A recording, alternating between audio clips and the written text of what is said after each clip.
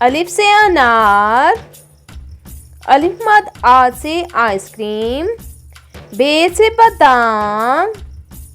पे से पिस्ता, ते से तकिया, ते से टर्की, से समर,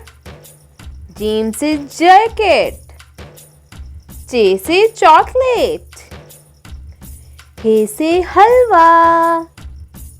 खे से खुबानी, दाल से दादी, डाल से डाक, जाल से ज़ख़ीरा, ए से रोटी।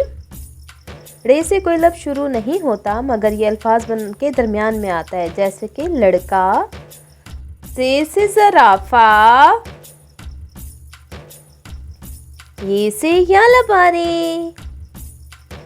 सीन से सूरजमुखी के बीज, शीन से शकरकंदी, सौद से संदूक, ज़ौ से ज़ईफ़, तोय से तालिबे इल्म, ज़ोय से ज़रूफ़,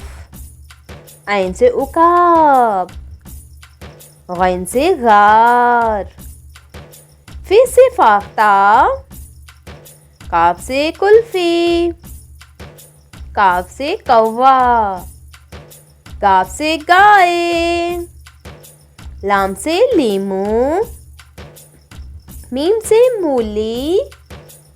नून से नारियल, वाव से वकील, हे से हथौड़ी, हमज़ा से चाय,